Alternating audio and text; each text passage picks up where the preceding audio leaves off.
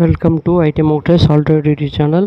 நம்ம இன்றைக்கி என்ன பார்க்க போகிறோம் அப்படின்னா, 6th to 12th வரைக்கும் ஸ்கூல் புக்ஸ் ரீடிங்ஸ் பார்த்துட்ருக்கோம்.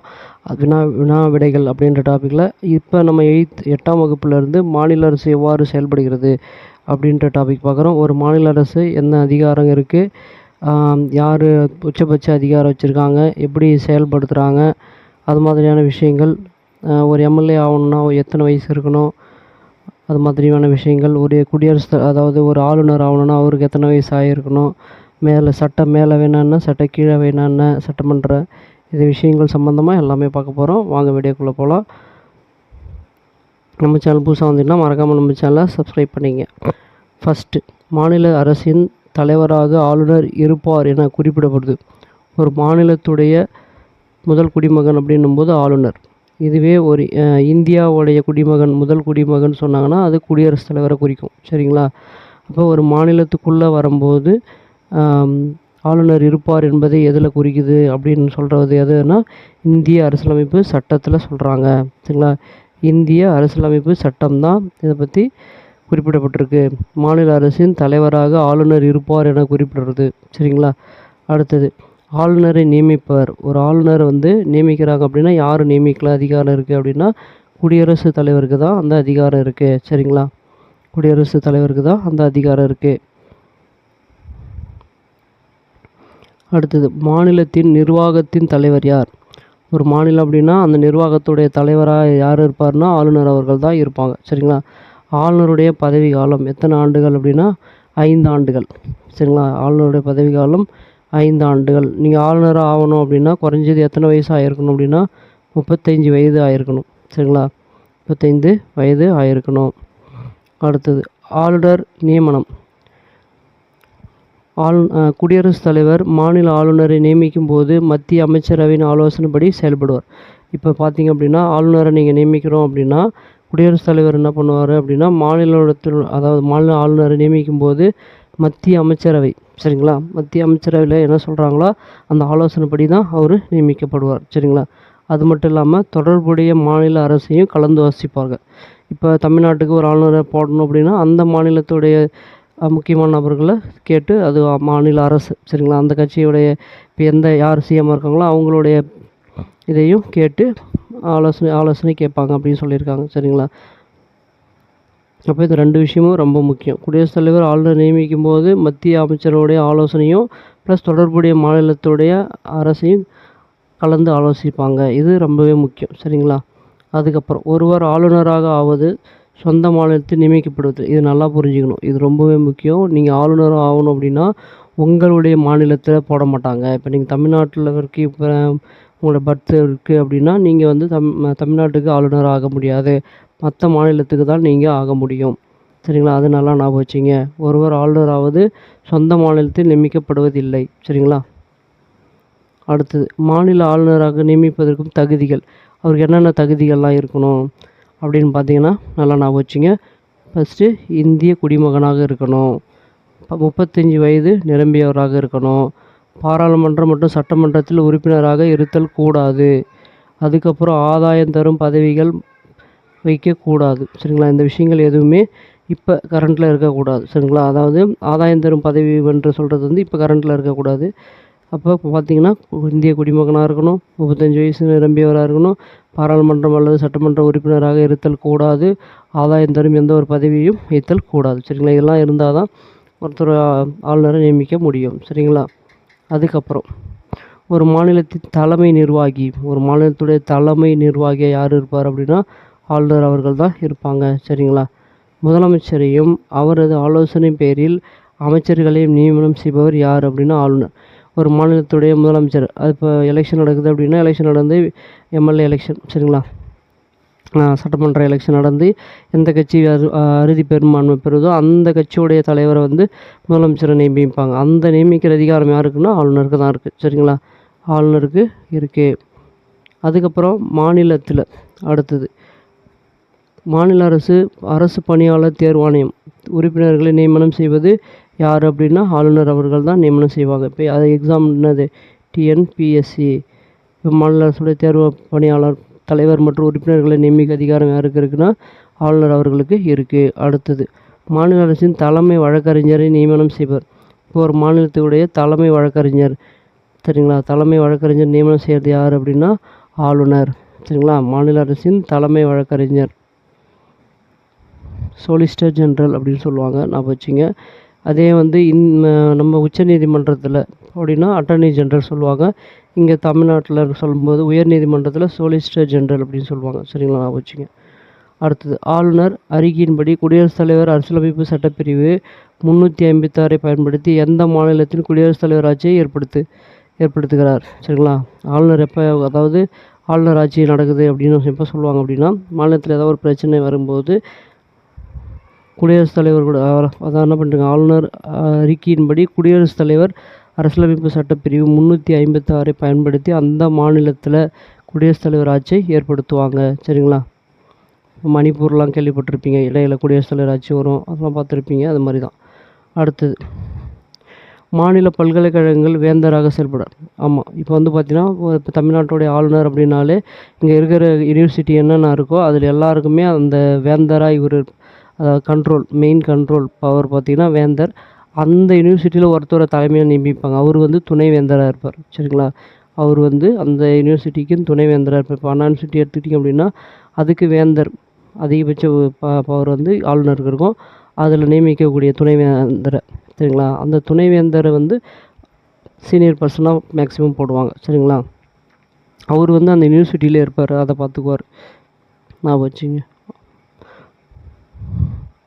அதுக்கப்புறம் மாநில சட்டமன்ற கூட்டத்தை கூட்டவும் ஒத்தி வைக்கவும் கலைக்கவும் அதிகாரம் பெற்றவர் யாருன்னா ஆளுநர். ஒரு மாநிலத்துடைய சட்டமன்றத்தை கூட்டவோ ஒத்தி வைக்கவோ கலைக்கவோ அதிகாரம் யாருக்கு இருக்குன்னா ஆளுநருக்கு இருக்குது.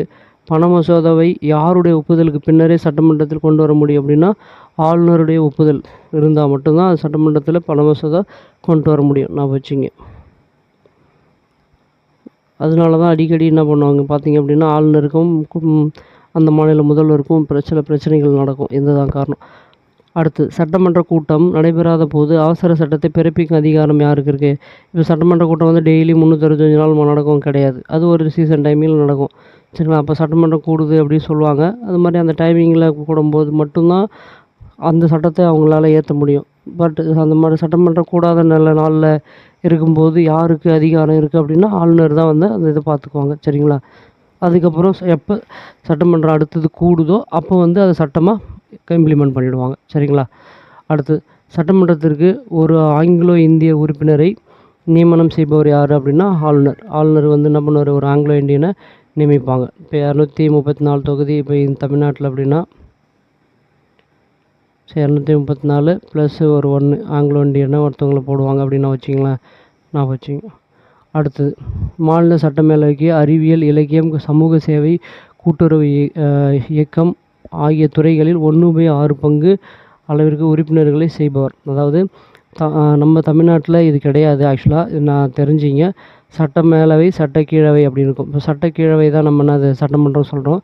சட்டமேலவைன்னு ஒன்று இருந்துச்சு. சரிங்களா, அது வந்து 1988 அது எடுத்துட்டாங்க. எம்ஜிஆர் அவர்கள் இருக்கும்போது அந்த இது வேணான்னு சொல்லி எடுத்துட்டாங்க. அந்த இது அப்படி ஆக்சுவலாக பார்த்திங்கன்னா அந்த சட்டமேலவை இப்போ பாராளுமன்றத்தில் பார்த்திங்கன்னா ராஜ்யசபா, லோக்சபான்னு ஒன்று இருக்கா. இப்போ அங்கே எப்படி ராஜ்யசபான்னு ஒன்று இருக்கோ அதே மாதிரி இங்கே மேலவைன்னு ஒன்று இருந்துச்சு. அதை வந்து எடுத்துட்டாங்க.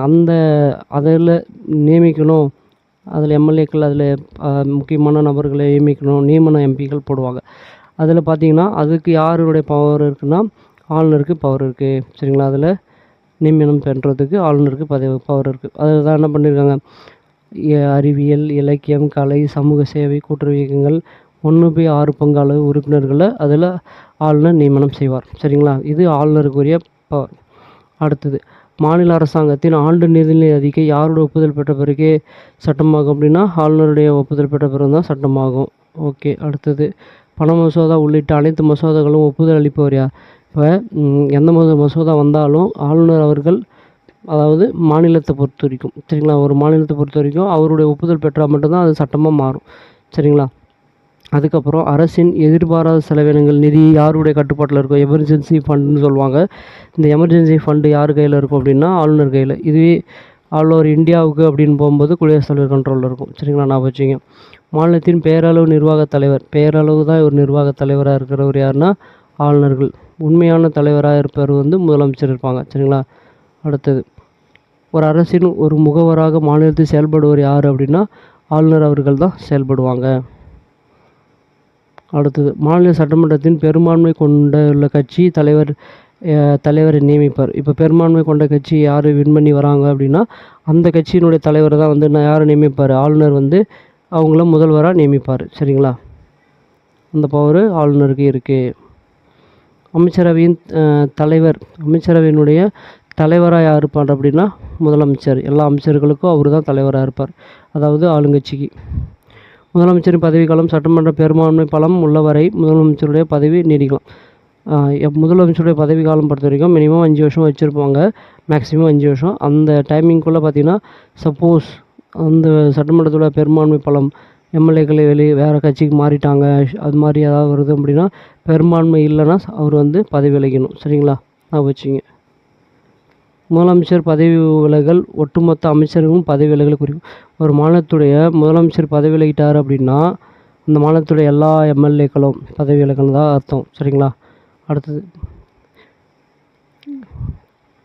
சப்போஸ் இப்போ பார்த்தீங்கன்னா இலையில் பார்த்துருப்பீங்க, ஜெயலலிதா வந்து சப்போஸ் ஒரு டைமில் என்ன பண்ணியிருப்பாங்கன்னா அவங்களுக்கு சிறை தண்டனை கிடச்சிருக்கும். அந்த டைமில் பார்த்திங்கன்னா அவங்கள வந்து வேறு ஒருத்தவங்கள நியமித்து இது பண்ணிக்கிறாங்க. பட் அது இருந்தாலும் சில நேரங்களில் இது மாதிரி இருக்குது. சரிங்களா? அவங்களாவே முன் வந்து பதவி விலகணும். சரிங்களா? அவங்க வந்து குற்றம் சாட்டப்பட்டு பதவி விலகிறது வேறு, அவங்களாம் முன் வந்து பதவி விலகும்போது அது மாதிரி ஆகுது. சரிங்களா? அடுத்தது, முதலமைச்சராக பதவியேற்கும்போது அவர் உறுப்பினராக இல்லாவிட்டால் எத்தனை மாதத்துக்குள் சட்டமன்ற உறுப்பினர்? இது ரொம்பவே முக்கியமான கொஷின். ஒருத்தர் வந்து எந்த பதவியிலுமே இல்லை, சரிங்களா, அவர் வந்து முதலமைச்சராக பதவியேற்கிறாங்க அப்படின்னா கட்சியுடைய பெரும்பான்மை வந்து என்ன பண்ணுது, இவர் நாமினேட் பண்ணி இவர் முதலமைச்சர் ஆகுங்கன்னு சொன்னாலும் அவர் வந்து எந்த எலெக்ஷனில் நின்று ஜெயிக்கவே இல்லை. அதுக்கப்புறம் அவர் என்ன பண்ணணும், 6 மாதத்துக்குள்ளே திரும்ப எலெக்ஷனில் பர்டிகுலர் தொகுதியில் நின்று ஜெயிச்சு அவர் வின் பண்ணி வரணும். அப்போ தான் வந்து அவர் அதெல்லாம் இருக்க முடியும். சரிங்களா? அடுத்தது, மாநில அரசாங்கத்தின் கொள்கைகளை உருவாக்குவதில் முக்கிய பங்கு வகிப்பார். மாநில அரசாங்கத்துடைய கொள்கைகளை வகிப்பதில் முக்கிய பங்கு வகிப்பார் யார் அப்படின்னா முதலமைச்சர் அவர்கள். சரிங்களா? முதலமைச்சர் அவர்கள் தான் அதை பண்ணுவாங்க. அடுத்தது, ஆளுநர் பல்வேறு உயர் அதிகாரிகளை நியமனம் செய்யும்போது யாருடைய ஆலோசனைப்படி செயல்படுவார் அப்படின்னா முதலமைச்சர் மற்றும் மற்ற அமைச்சர்கள். உயர் அதிகாரிகளை நியமிக்கும் போது அவர் தன்னிச்சையாக நியமிச்சிட முடியாது, அந்த மாநிலத்துடைய முதல்வரும் ப்ளஸ் அமைச்சர்களுடைய ஆலோசனைப்படி தான் அவர் நியமிப்பார். சரிங்களா? இப்போ டிஎன்பிஎஸ்சி போர்டில் கூட சரி. அடுத்தது, ஈரவை சட்டமன்றம் கொண்ட மாநிலம். எந்தெந்த மாநிலத்திலாம் ஈரவை சட்டமன்றம் இருக்குது அப்படின்னு பார்த்தீங்கன்னா தமிழ்நாட்டில் மட்டும், தமிழ்நாட்டில் கேரளாவிலையும் கிடையாது. இதுதான் இப்படி இந்தியா அப்படின்னு வச்சுக்கிங்க அப்படின்னா இந்த தமிழ்நாடு ப்ளஸ்ஸு இந்த கேரளா, இந்த ஏரியா மட்டும்தான் கிடையாது. அதுக்கப்புறம் ஆந்திராவில் இருக்குது, தெலுங்கானாவில் இருக்குது, கர்நாடகாவில் இருக்குது, மகாராஷ்டிரா. சரிங்களா? இந்த இடம் எல்லாமே இருக்குது, இல்லாதது இந்த இடம் மட்டும்தான். சரிங்களா? அப்போ ஆந்திரா, தெலுங்கானா, கர்நாடகா, அதுக்கப்புறம் மகாராஷ்டிரா, அதுக்கு மேலே அப்படிங்கும்போது உத்தரப்பிரதேசம், அதுக்கு பக்கத்தில் பீகார். சரிங்களா? அதுக்கு பக்கத்தில் உத்தரப்பிரதேசம், அதுக்கு பக்கத்தில் பீகார், அதுக்கும் மேலே அப்படின்னா ஜம்மு அண்டு காஷ்மீர். சரிங்களா? நான் வச்சுங்க. அப்போ 7 மாநிலங்கள் மட்டும்தான் இருக்குது. சரிங்களா? ஒரு மாநிலத்தின் சட்டமன்ற மேலவை 40 உறுப்பினர்களுக்கு குறையாமலும் அம்மாநில சட்டமன்ற உறுப்பினர்கள் எண்ணிக்கை 1/3 பங்கு மிகாமலும் இருக்க வேண்டும் அப்படின்னு சொல்கிறாங்க. அதாவது என்ன சொல்ல வராங்க அப்படின்னா ஒரு மாநிலத்துடைய சட்டமன்றத்துடைய மேலவை உறுப்பினர்கள் நியமிக்கப்படுறாங்க அப்படின்னா 40 உறுப்பினர்களுக்கும் குறையாமலும் இருக்கணும். மாநில சட்டமன்ற உறுப்பினர்கள் எண்ணிக்கை, இப்போ சட்டமன்ற உறுப்பினர்கள் எத்தனை பேர் இருக்காங்க, இப்போ ஒரு 300 பேர் இருக்காங்க அப்படின்னா எக்ஸாம்பிள் அப்படின்னா 100 பேர் வந்து சட்டமன்ற மேலவையில் இருப்பாங்க. சரிங்களா? 300 பேர் அப்படின்னும்போது 100 பேர் வந்து அதில் இருப்பாங்க. ஏன்னா 3ல் 1 பங்கு அப்படின்னு சொல்கிறாங்க. சரிங்களா? அப்போ 300 பேர் அப்படின்னா இதை 300ஆல் போட்டுக்கிட்டு பெருக்கினீங்கன்னா அப்போ 100ன்னு வரும். சரிங்களா? அப்போ 100 பேர் ஆச்சும் இது அது மாதிரி தான். அப்போ 40 உறுப்பினர்கள் குறையாமல் இருக்கணும். ப்ளஸ் எத்தனை பேர் எம்எல்ஏ இருக்காங்களோ தொகுதிக்கு கொடுத்துருக்காங்க அப்படின்னா இப்போ 234 தொகுதினா அதுக்கு எதில் 3ல் 1 பங்கு உறுப்பினர்கள் மேலவையில் இருப்பாங்க. சரிங்களா? அடுத்தது, மாவட்ட பஞ்சாயத்து மற்றும் நகராட்சி உறுப்பினர்கள் தேர்ந்தெடுக்கப்படும் மேல உறுப்பினர். இவங்களால் ஃபஸ்ட்டு வந்து பார்த்திங்கன்னா குடியரசுத் தலைவர் என்ன பண்ணுவார், அவர் வந்து இந்த இசை, கலை மற்றும் அறிவியல் சம்மந்தமானங்களில் 1/6 பங்கு அவர் அதாவது 1/6 அவர் நியமனம் பண்ணுவார். அது போக மாவட்ட பஞ்சாயத்து மற்றும் நகராட்சி உறுப்பினர்களால் தேர்ந்தெடுக்கப்படும் மேலவை உறுப்பினர் வந்து அதில் 1/3 பங்கு அவங்க இருக்காங்க. இது போக சட்டமன்ற உறுப்பினர்களால் தேர்ந்தெடுக்கப்படும் மேலவை உறுப்பினர்கள் இவங்க 1/3 பங்கு இவங்களுக்கும் அதிகாரம் இருக்குது. அதுக்கப்புறம் பட்டதாரிகளால் தேர்ந்தெடுக்கப்படும் மேலவை உறுப்பினர்கள் 1/12 இவங்களுக்கும் பட்டதாரிகளாலும் தேர்ந்தெடுக்கப்படுவாங்க. இடைநிலை பள்ளி ஆசிரியர்கள், கல்லூரி பல்கலைக்கழக ஆசிரியர்களால் தேர்ந்தெடுக்கப்படும் மேலவை உறுப்பினர்கள் இதுவும் 1/12 அதாவது பட்டதாரிகள் ப்ளஸ் இடைநிலை ஆசிரியர்கள் மற்றும் கல்லூரி பல்கலைக்கழக ஆசிரியர்களால் தேர்ந்தெடுக்கப்படுவாங்க. இது 1/12. சரிங்களா, நான் வச்சுங்க. ஆளுநர் மூலம் நியமனம் செய்யப்படும் மேலவை உறுப்பினர்கள் ஆளுநரால் மட்டும் நியமனம் செய்கிறது 1/6 நான் வச்சுங்க. சட்ட மேலவை உறுப்பினர் 1/3 பங்கு உறுப்பினர்கள் 2 ஆண்டுகளுக்கு ஒரு முறை ஓய்வு. இப்போ வந்து பார்த்திங்கன்னா அதில் ஒரு ராஜ்யசபா எம்பி அதாவது சட்ட மேலவை, சரிங்களா, சட்ட மேலவைக்கு ஒருத்தர் நியமனம் செய்யப்படுறாரு அப்படின்னா சட்டமன்றத்தில், சரிங்களா, சட்டமன்றத்திலே வந்து பார்த்திங்கன்னா ஒருத்தர் சட்ட மேலவைக்கு நியமனம் செய்யப்படுறாரு அப்படின்னா அதில் எத்தனை உறுப்பினர் அவங்களுடைய எவ்வளோ நாள் வந்து அவங்க இருக்கலாம் அப்படின்னா 6 ஆண்டுகள் இருக்கலாம். சரிங்களா, 6 ஆண்டுகள் அவங்களுடைய மேலவை உறுப்பினர்களுடைய பதவி காலம். அந்த 6 ஆண்டுகள் உறுப்பினர்கள் பார்த்திங்கன்னா 1/3 பங்கு உறுப்பினர்கள் வந்து 2 ஆண்டுக்கு ஒரு முறை ஓய்வு பெற்றுறாங்களாம். அதுதான் சொல்லியிருக்காங்க. 1/3 பங்கு உறுப்பினர்கள் 2 ஆண்டுக்கு ஒரு முறை ஓய்வு பெற்று விடார்கள் அப்படின்னு சொல்லியிருக்காங்க. அடுத்து சட்டமன்ற மேலவை என்றது ஒரு நிலையானவை. 6 ஆண்டுகள்னால் 6 ஆண்டுகள் அப்படியே இருப்பாங்க. சரிங்களா, இது நிலையானவை நான் வச்சுங்க. சட்டமன்ற மேலவை உறுப்பினர்கள் காலம் 6 ஆண்டு காலம். சட்டமன்ற மேலவையின் அலுவலராக இருப்பவர் யாருன்னா அவைத்தலைவர் தான் இருப்பாங்க. சரிங்களா, இதுவே வந்து சட்டமன்றத்தில் வந்து கீழவை, அதாவது சொல்லும்போது கீழவை சட்டமன்றம் சொல்லுவாங்களா, அதில் இருக்கிறது வந்து பார்த்திங்கன்னா சபாநாயகர் அப்படின்றவர் தலைமை இருப்பார். பட் சட்ட மேலவைக்கு யாராக இருப்பாங்கன்னா அவைத்தலைவர் அவர்கள் தான் இருப்பாங்க. சரிங்களா, நான் வச்சுங்க. அரசியலமைப்பின்படி ஒரு மாநிலத்தில் 500 உறுப்பினர்களுக்கும் மேலாகவும் 60 உறுப்பினர்களுக்கு குறைவாகவும் இருக்கக்கூடாது. அதாவது அரசியலமைப்பின் படி ஒரு மாநில சட்டமன்றத்தில் உறுப்பினர்களுக்கு 500 மாநில சட்டமன்றத்தில் வந்து உறுப்பினர் வந்து 500 உறுப்பினருக்கும் மேலே போயிடக்கூடாது, 60 உறுப்பினருக்கும் கீழவும் குறைவாகவும் இருக்கக்கூடாது அப்படின்னு சொல்கிறாங்க. ஒரு மாநிலத்தில் சட்டமன்றம் இருக்கணும்னா. அடுத்தது மாநில சட்டமன்றம் அமைந்துள்ள இடம். தமிழ்நாட்டில் மாநில சட்டமன்றம் எங்கே? தமிழ்நாட்டில் சென்னையில் இருக்குது. சட்டமன்ற மேலவை உறுப்பினர்கள் ஆவதற்கான வயது, சட்டமன்ற மேலவை உறுப்பினர் ஆகணும் அப்படின்னா 30 வயது, ஆளுநர் ஆகணும் இல்லை குடியரசுத் தலைவர் ஆகணும் அப்படின்னா 35 வயசு நான் வச்சுங்க. சரிங்களா, மேலவை உறுப்பினர் ஆகிறதுக்கு 30 வயசே போதும். இதே எம்எல்ஏ ஆகணும் அப்படின்னா 25 வயசு. சரிங்களா, இங்கே சட்டமன்றத்துக்கு இருந்தாலும் சரி இல்லை மேலே மக்களவை எலெக்ஷன் பாராளுமன்றத்துக்கு நீங்கள் தேர்ந்தெடுக்கப்பட்ட எம்எல்ஏவாக போகிறதுக்கும் சரி, சரிங்களா, எம்பியாக போகிறதுக்கும் சரி. சட்டமன்ற உறுப்பினர்கள் வயது, அதாவது கொடுத்துருக்காங்க. சட்டமன்ற உறுப்பினராவது வயசு எவ்வளோ? 25. இது எம்எல்ஏவோடைய வயசு. சரிங்களா, இதே வந்து பாராளுமன்ற எலெக்ஷனில் தேர்ந்தெடுக்கப்படுறாங்க பாருங்கள், தமிழ்நாட்டு சார்பாக 39 எம்பிக்கள் தேர்ந்தெடுப்பாங்க. அதுக்கு வந்து வயது வந்து பார்த்திங்கன்னா அதுவும் இதே தான். சரிங்களா, அடுத்தது ஒரு ஆங்கிலோ இந்திய உறுப்பினரை சட்டமன்றத்திற்கு நியமனம் செய்பவர் யாருன்னா ஆளுநர் அவர்கள் தான் நியமனம் பண்ணுவாங்க. அதுக்கப்புறம் சட்டமன்ற கூட்டத்திற்கு தலைமை ஏற்பவர் யாருன்னா சபாநாயகர். சட்டமன்றத்தில் இந்த 2 சப்போஸ் மேலவையும் இருக்குது கீழவையும் இருக்குது அப்படின்னா இதுக்கு கூட்டத்துக்கு தலைமை ஏற்பவர் யாருன்னா சபாநாயகர். சரிங்களா, சட்டமன்றத்தில் தேர்ந்தெடுக்கப்படும் உறுப்பினர்கள் குடியரசுத் தலைவர் தேர்தலில் பங்கேற்கணும். சட்டமன்ற தேர்தலில் யாரெல்லாம் தேர்ந்தெடுக்க போகிறாங்களோ எம்எல்ஏ எலெக்ஷனில் அவங்க எல்லாருமே என்ன பண்ணலாம், குடியரசுத் தலைவர் தேர்ந்தெடுக்கும் போது அவங்க வாக்களிக்க முடியும். அடுத்தது மாநிலங்களவை உறுப்பினர்களை தேர்ந்தெடுப்பதில் தேர்தல் சட்டமன்றத்தில் அனைத்து உறுப்பினர்களும் பங்கேற்கலாம். மாநிலங்களவை உறுப்பினர்கள் அவங்களும் என்ன பண்ணுவாங்க, தேர்தல் போது சட்டமன்றத்தில் அனைத்து உறுப்பினர்களும் பங்கு பெறலாம். அதுக்கப்புறம் மாநிலத்தின் உரிய நீதி அமைப்பு. மாநிலத்துடைய நீதி அமைப்பு யார்? உயர் நீதிமன்றம் தான். சரிங்களா, உயர் நீதிமன்றம் தான். அடுத்தது உயர்நீதிமன்ற நீதிபதிகள் நியமிப்பதில் பங்கு பெறுவர்.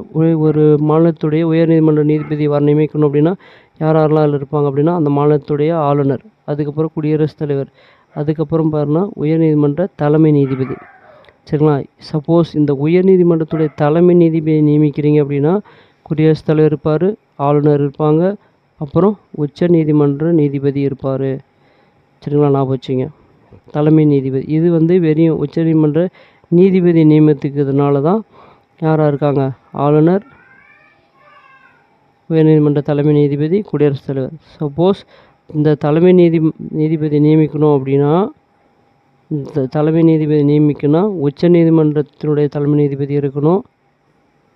சரிங்களா? அதை நான் வச்சுங்க. உச்சநீதிமன்ற தலைமை உச்ச நீதிமன்றத்துடைய தலைமை நீதிபதி, ஆளுநர், குடியரசுத் தலைவர் இவங்க எல்லாரும் இருக்கணும். நான் வச்சுங்க. அதுக்கப்புறம் மாநில சட்டமன்ற கூட்டத்தை கூட்டவும் ஒத்தி வைக்கவும் அதிகாரம் யாருக்கு இருக்குது? ஒரு மாநிலத்துடைய சட்டமன்றத்தை கூட்டவும் கலைக்கவும் அதிகாரம் யாருக்குன்னா ஆளுநருக்கு இருக்குது. சரிங்களா? அதுக்கப்புறம் உச்சநீதிமன்றத்துடைய தலைமை நீதிபதி ஓய்வு பெறக்கூடிய, அதாவது உச்சநீதிமன்றத்துடைய நீதிபதி ஓய்வு பெறக்கூடிய வயசு 62. சரிங்களா? உயர்நீதிமன்றத்துடைய நீதிபதி. இதுவே உச்ச நீதிமன்ற நீதிபதியாக இருந்தால் அவருக்கு 65 வயசு. நான் வச்சுங்க. ஓகேங்களா? உயர்நீதிமன்ற நீதிபதிக்கு 62, உச்சநீதிமன்ற நீதிபதி தலைவராக இருந்தாங்கன்னா நீதிபதிக்கு 65. அதுக்கப்புறம் மாநிலத்தில் பதிவேடுகளில் நீதிமன்றமாக விளங்குவது உயர் நீதிமன்றம். சரிங்களா? உயர் நீதிமன்றம் தான் மாநிலத்தில் பெரியதாக இருக்கும். அடுத்தது ஆளுநர் என்பவர் யார்? பேரளவு தலைவராக இருப்பார். முதலமைச்சர் தான் என்ன பண்ணுவாங்க, உண்மையான தலைவராக இருப்பாங்க. சட்டமன்ற மேலவை தான் என்ன சொல்லுவோம், சட்டப்பேரவையை தான் என்ன சொல்லுவாங்கன்னா கீழவை. இப்போ தமிழ்நாட்டில் இருக்கிறது இந்த அவை தான், சட்டப்பேரவை கீழவை தான் இருக்குது. சட்டமன்ற மேலவை தான் மேலவைன்னு சொல்லுவாங்க, அது இப்போ இல்லை. சரிங்களா? சட்டமன்ற மற்ற மாநிலத்தில் இருக்குது. மொத்தம் இந்தியாவிலேயே 7 மாநிலங்களில் தான் இருக்குது. எது பார்த்திங்க அப்படின்னா ஆந்திரா, தெலுங்கானா, கர்நாடகா, மகாராஷ்டிரா, உத்தரப்பிரதேசம், பீகார், மேலே ஜம்மு அண்ட் காஷ்மீர். சரிங்களா? நான் வச்சுங்க. Thank you friends. அடுத்த வீடியோவில் சந்திப்போம். நம்ம சேனலை மறக்காமல் சப்ஸ்கிரைப் பண்ண மறந்துடுறீங்க. மறக்காமல் சப்ஸ்கிரைப் பண்ணுங்கள். இது போன்ற மற்ற வீடியோக்களை நம்ம மேலும் பார்ப்போம். தேங்க்யூ.